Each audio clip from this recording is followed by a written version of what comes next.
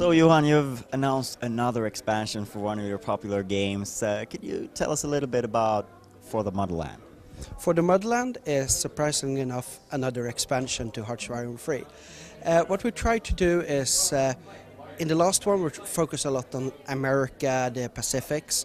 Now we're trying to focus a lot on the Eastern Front, where you have like Russia versus Germany, the dread, the mud, all that feeling where you fight for the motherland against the fascist hordes. Well, obviously some people will play the fascist hordes, but we try to evoke that feeling. The Motherland. Yeah, the motherland. That's a Russian name for the Rodinia. Yeah.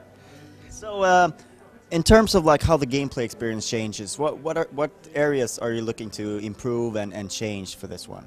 Well, first of all, we want to get back to one thing we had in Hearts of Iron 2. Actually, two things there. One, a little bit more historical feeling. So we have all these decisions that are unlockable abilities basically for countries, so that when you're Britain, you can get the stiff upper lip ability, which means that for a while you're not going to take any damage from morale damage for being bombed like the Blitz.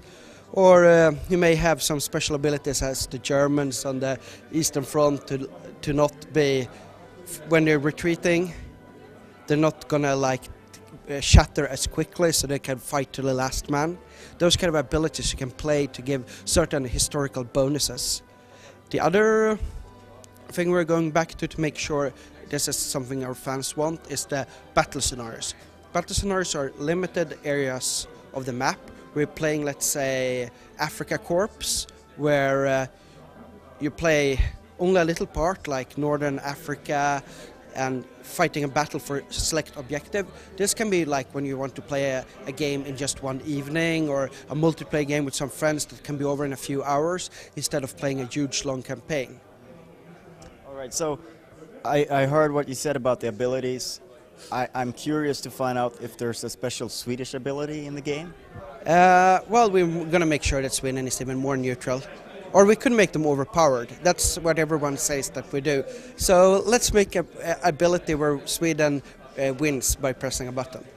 I think the ability that Sweden should have is the ability to sort of appear neutral, but then side with whoever is more powerful at the time.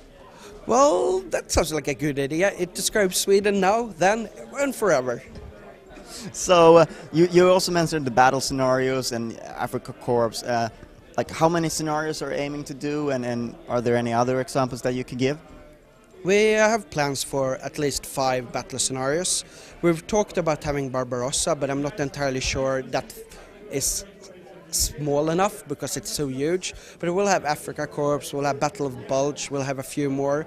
Probably going to ship with 5, and we're aiming to probably make a few more down the line as DLCs.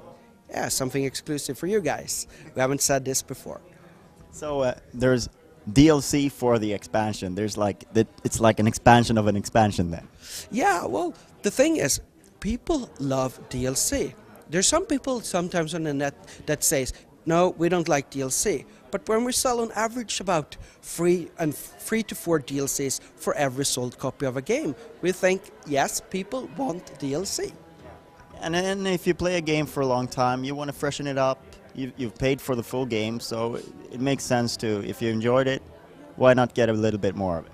Yeah, the fans seem to want it, so we give it what the fans want. Because if the fans don't want anything, we're not going to earn money.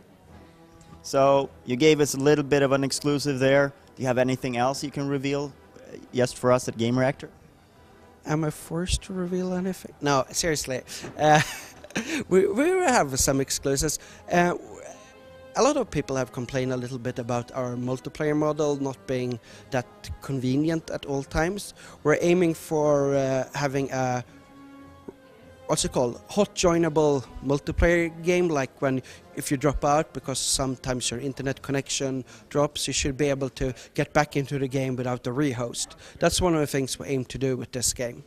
And now I'm hoping that the programmers will not kill me because I promised this. Well, I mean, that means they have a little bit of extra motivation from the forums. Yes, they better do this. Well, actually, going to start working on it very soon, but it should be no problem. And you're aiming for an early summer release? Yeah, it's Q2, probably June. I'm not entirely sure. It depends on where in release slots it will be, but it should be early summer. And that's the second expansion of Hearts of Iron 3, and fans can expect more after that, or? Depends on. We have a expansion team running all the time. We have multiple titles doing, but the probability of us doing more on Hearts of Iron is quite big, I expect. We think if the fans buy them, we will make them. Do you think that you'll revisit Victoria 2 anytime soon? I think it's a high probability that we will make an Victoria 2 expansion this year. It's not set in stone, but it's one of those things we talked about to do after this one. All right, I'll stop the interrogation. Thank you very much for your time, Johan. Thank you.